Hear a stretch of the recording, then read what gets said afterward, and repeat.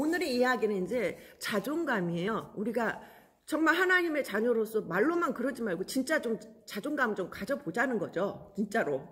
너 소중하다. 그럼 진짜로 좀 느껴보자. 거기에서 이제 창세기, 우리 너무 잘 아는 말씀이죠. 창세기 1장 27절 말씀. 함께 읽어볼까요? 하나님이 자기 형상 곧 하나님의 형상대로 사람을 창조하실 때 남자와 여자를 창조하시고. 근데 그 형상이라는 거에 우리가 굉장히 자부심을 가져야 되는데요. 이 세상의 모든 만물 중에 아무도 하나님의 형상으로 어떤 피조물도 지음받지 않았어요. 오직 사람만. 그러면 이 그 형상이라는 것은 그 실질적 구체적인 그 닮은 꼴, 구체적인 유사성을 의미하는데 그게 외형적인 게 아니에요. 하나님의 형상을 닮았다면 하나님의 성품을 얘기하는 거예요. 하나님의 성품. 그 얼마나 대단해요. 저는 우리 손주들한테 기도할 때 매일 하나님의 성품을 우리 손주들한테 주십시오. 성품을 닮아가게 해주세요. 얼마나 소중한 거예요. 하나님의 성품의 영향을 받아서 우리는 그 이성도 가지고 있고 도덕적, 종교적 모든 능력도 있고 그 마음 씀씀이 하나하나가 다 하나님의 성품을 닮았다는 거. 이게 굉장히 특별한 거죠.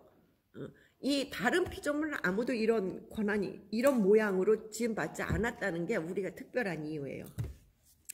그 다음에 두 번째 여기 시편 말씀을 보면은, 자, 사람이 무엇이기에 주께서 그를 생각하시며 인자가 무엇이기에 주께서 그를 돌보시나이까. 근데 시편 이 기자가 사람한테 어떻게 이렇게 특별하게 하셨어요? 말하자면 사람이 무엇인데 이렇게까지 하셨어요? 하면서 이제 구체적으로 말씀하는데 함께 한번 읽어보겠습니다. 그를 사람보다 조금 못하게 하시고 영화와 종기로 관을 씌우셨나이다.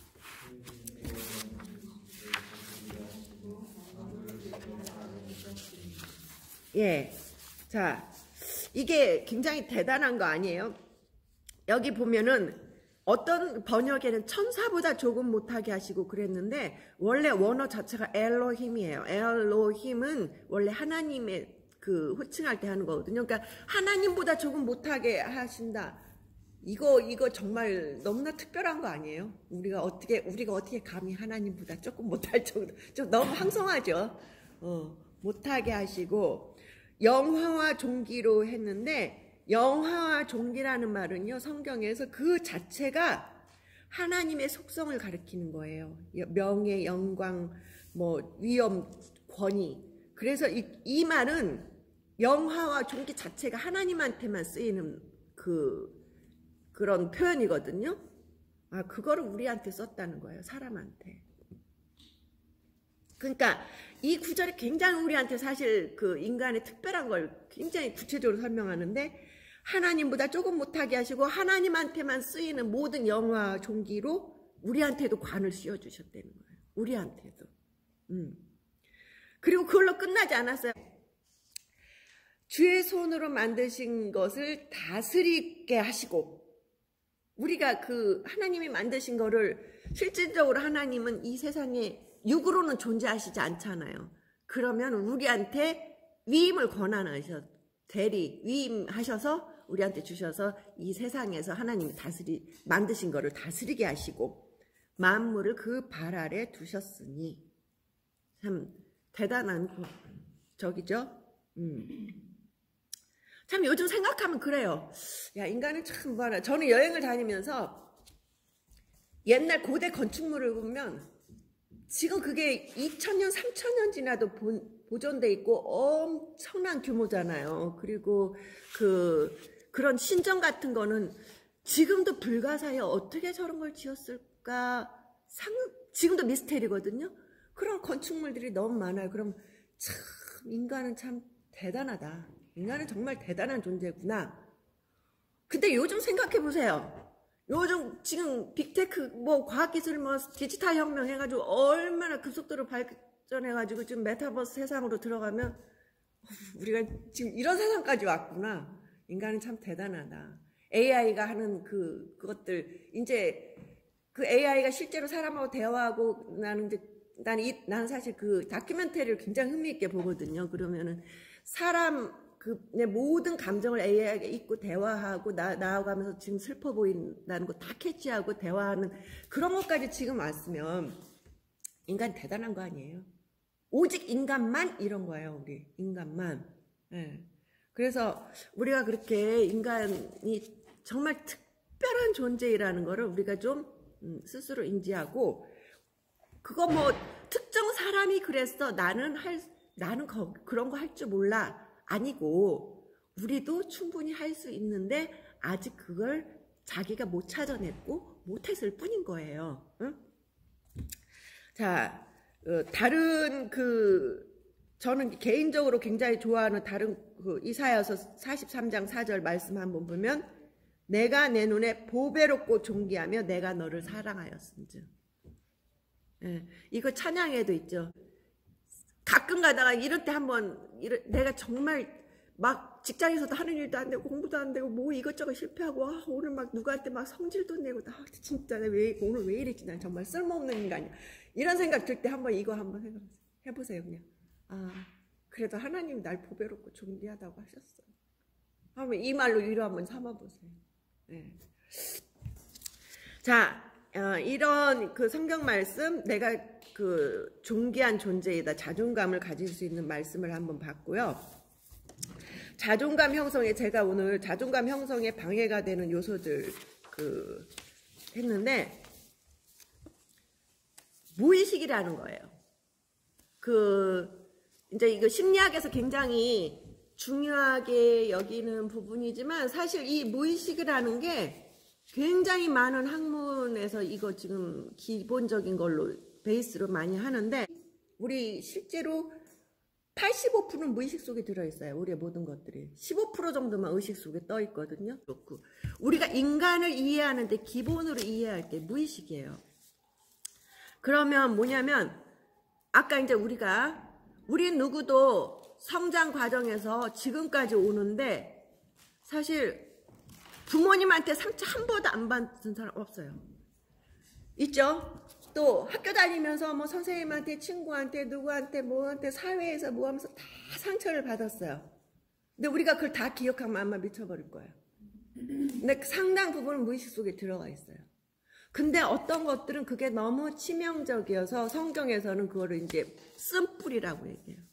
쓴뿌리가 되어서 이게 굉장히 우리가 행동하는데 영향을 미친다는 거예요. 그래서 무의식 중에 있는 내 상처와 쓴뿌리를 대면하고 치유하는 게 굉장히 우리한테 자존감을 회복하는데 중요한 작업 중에 하나예요. 여기 참고로 하는 책 하나가 상처받은 내면화의 치유이고요. 이번 성경 공부와 매치시켜서 연결되는 부분만 제가 좀 뽑아봤어요. 그러면 보면은, 인간의 생존에 없어서는 안 될 의존이 받아들여지지 않고 충족되지 않으면 그 상처받은 아이가 내면에 자리한다. 그래서 이게 뭐냐면, 우리가 이미 성인이 됐는데 어렸을 때 상처받았던 아이의 모습은 여전히 전혀 성장하지 않고 아이 그대로 내 무의식 속에 들어있어요. 이거는 이제 여러 심리학적이나 지금 내적 치유 책에서 지금 많이 다루는 부분이에요. 그래서 그 아이가 그대로 있으면서 성장을 못하면서 지금 두 번째 보겠어요. 첫 번째 설명을 좀 더 할게요. 생존에 있어서 없어서는 안 될 의존은 뭐냐면, 예를 들어 내가 신생아 때부터 에릭슨이라는 심리학 발달, 에릭슨이라는 심리학자가 말할 때 인간은 각 단계마다 발달할 때 반드시 충족돼야 할 게 있는데, 신생아게 충족돼야 할 게 신뢰감이에요. 그러니까 누군가 나 배고파 울었으면 먹을 걸 줘야 돼. 나 기저귀 척척해. 나 불편해, 자고 싶어. 이런 걸 애기는 의사로 표현하잖아요. 그때 누군가가 그거를, 이게 의존돼. 애기는 의존돼서 스스로 못돼. 누군가가 그거를 바로바로 충족시켜줬을 때 사실은 이 신생아기가 인생에 정말 70~80% 좌우할 만큼 중요한데, 그게 됐으면 얘가 인생의 전체 신뢰감이 형성돼요. 세상을 신뢰하게 되고, 내가 어떤 것들에 대한 나한테 다가오는 사람, 내 환경, 모든 것을 신뢰할 수 있는 기초가 이 신생아 때 형성되는데, 그게 안 받아들여졌다. 신생아 때부터 해서 쭉 자라가는 동안에 그러면 그 세상을 불신하고 그 상처받은 그 아이가 그대로 마음속에 있다는 거야. 자, 내 무의식 속에. 그래서 그걸 내가 억누르고 숨기고 할수록 그것들이 계속 내가 성인으로서 행동하는데 지장을 줘요. 이 책의 저자는 사역자예요, 사실. 자기가 사역자인데 사역자로서 사역을 하면서도 계속 자기가 어떤 순간에 걸려 넘어지는 문제가 있는 거야. 계속 자기를 엉망진창으로 만들어버리는 문제들이 자꾸 생기는 거예요. 그래서 이 사람이 자기의 내면을 들여다보기 시작한 거야. 그랬더니 자기가 어렸을 때 자라온 환경에서 이런 상처들이 너무 많았던 거예요. 그래서 자기 내면의 상처를 치유하기 시작한 거야. 그러니까 이 사람 지금 넌 크리스찬이 아니에요. 사역자이고 기독교적인 베이스에서 지금 이 책이 쓰여졌는데 제가 이거를 많이 여기에서 표현을 못했을 뿐이지. 모든 이 사람뿐만 아니라 모든 심리학에서 공통적인 건 내가 내면에 어떤 심한 상처를 받았으면 이후에 무의식 속에 있지만 나를 끊임없이 넘어지게 끊임없이 끌어당겨서 인간관계나 내 삶의 모든 걸 엉망으로 만들어요. 내가 예를 들어 나 이제부터 힘내서 앞으로 향해 나가야지 해도 어렸을 때부터 예를 들어 얘처럼 전표만 많이 받았다 그러면 얘가 날 끌어들이는 거야. 안 돼. 넌 못해. 해봤자 또 실패하잖아.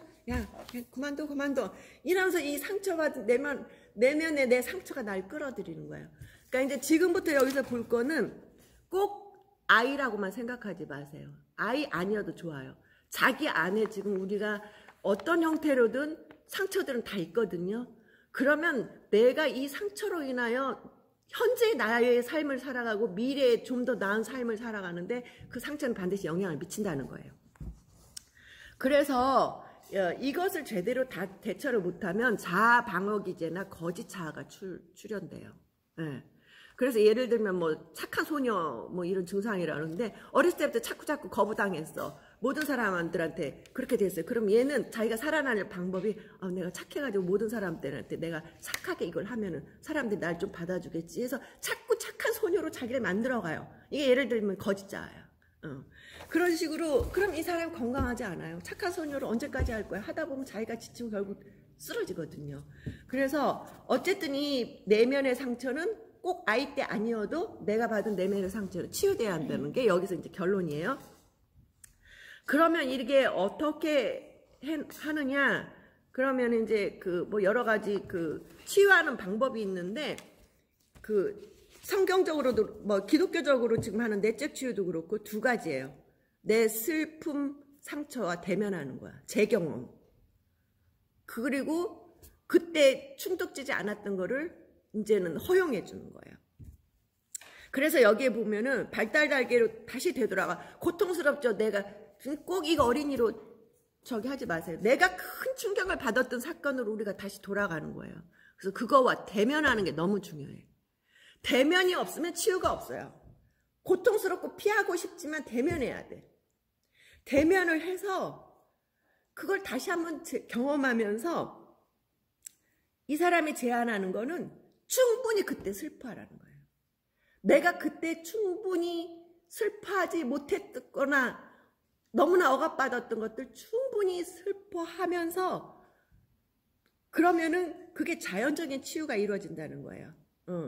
그래서 이거의 이제 감정의 중요성을 이 사람은 이제 심리학자인 실번 톰킨스가 얘기하는 어떤 감정의 중요성, 감정을 통해서 이해를 통해서 인간을 이해하는 건데 감정이 굉장한 힘을 가지고 있어요. 그래서 감정은 인간의 가장 근본적인 힘이고 기본적인 욕구를 지키기 위해 감정을 가지고 있다. 감정은 괜히 나온 게 아니라 자연스러운 거잖아요. 내가 너무너무 슬퍼, 너무 속상해. 그러면 눈물이 저절로 나오잖아요. 왜냐하면 내 그 슬픈 감정을 얘가 터트리면서 자연스러운 거야. 그 에너지를 발산하면서 내가 그걸 해소되기 위한 자연스러운 에너지예요. 자연스러운. 그래서 우리 욕구 중에 하나가 위협받을 때 감정적인 에너지는 우리에게 신호를 보낸다. 그래서 이 톰킨슨의 중요한 주장은 감정은 자연스럽고 또한 에너지라는 거예요. 에너지. 그리고 이런 눈물이 실제로 스트레스성 화학물질을 없애준다는 거예요. 자, 이게 이제 상처 치유하는 첫 번째 단계예요. 그러니까 이 치유 방법이 좀 좋은 게 어떤 종류의 약물도 사용하지 않는 거야. 내가 나를 치유하는 방법이에요. 내가 나를 치유할 때 충분히 슬퍼했으면 그 다음에 어렸을 때 너무너무 그 허용이 안 됐던 거, 실패하면 너무너무 혼났던 거, 내가 실수를 해도 너무 혼났던 거, 뭐 학교에서 막 내가 실수를 했는데 애들한테 막 너무 놀림을 받아서 왕따를 당했던 거, 그거 그냥 내 마음에 내 스스로 나를 양육하라는 거 뭐냐면 허락해. 실수해도 괜찮아.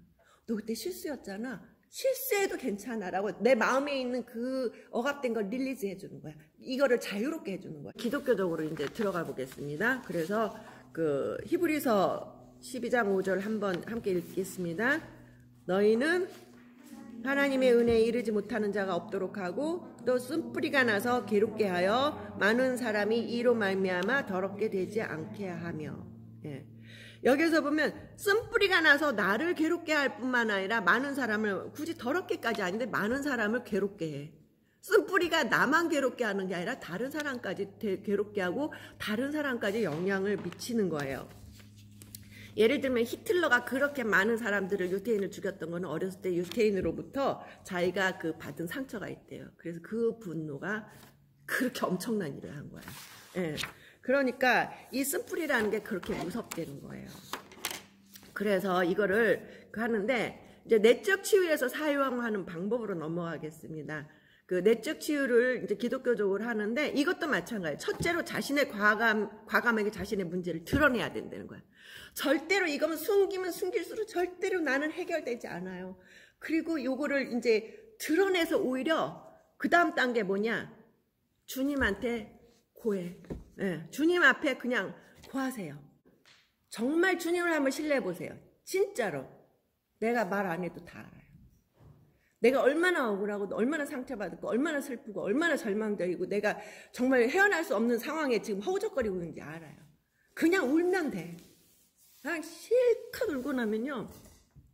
그걸 나도 사실 몇 년 했어요. 한 2, 3년 했어요. 매일 그 차 안에서 죽도록 울었어요. 그렇게 다 털어버리고 나니까 이제 그 다음에는 언제까지 울 건데. 이제 성령님이 자연스럽게 인도하시는 거예요.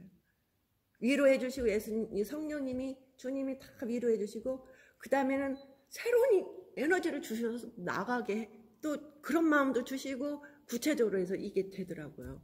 그러니까 실제로 우리가 내가 속상하고 상처받았을 때 사람한테 하는 건 한계가 있어요. 부모도 형제도 남편도 그래요. 뭐 애인도 뭐 사랑하는 사람이고 좋지만 그 사람이 나의 모든 걸 알아주기에는 한계가 있다는 거예요. 한계가 있다는 거예요. 응. 그러니까 주님밖에 없어요. 주님밖에 없으니까 우리가 이제 여기에서 다시 돌아가서 정말로 주님한테 진짜로 다 털어놓아 보세요. 그거는 주님에 대한 전적인 신뢰가 필요해. 전적인 신뢰를 가지고 전적으로 다 털어놔 보세요. 그러면 주님이 정말 나를 불쌍히 여기시고 그거 다 털어놓고 나면 진짜 마음이 평안해지고 그 다음에 이제 자유함을 줘요. 어떤 거에 더 이상 구속받지 않아. 그 상처 누가 나한테 왕따 시켰어? 그거 상관없어. 아 진짜로 아까 저희처럼 네가 그거를 전전긍긍 하니까 그 표가 붙어있는 거야. 그 표를 붙어있게 하니까 붙어있는 거야. 내가 거기에서 아무것도 아니고 주님이 날 사랑하신다라는 거 하나의 확신 가지면 그 표는 없어져 버려요. 그건 중요하지 않아. 진짜로. 예. 그래서 자유함을 얻게 된다는 거예요. 예. 그리고 마지막 단계로 쓴뿌리를 완전히 제거하는데 우리가 해야 할 또 하나의 작업은 용서하는 거예요. 나한테 상처 준 사람을 용서하는 거. 예. 그게 우리가 나의 상처를 치유하고 그랬을 때 우리가 진정으로 자존감이 생기고 모든 것에 자유함이 생겨요. 자유함이 생기고 다른 사람의 평가에 더 이상 연연하지 않고 나는 나로서 소중한 사람으로서 내가 나를 사랑하게 되는 그런 자존감을 가지게 됩니다.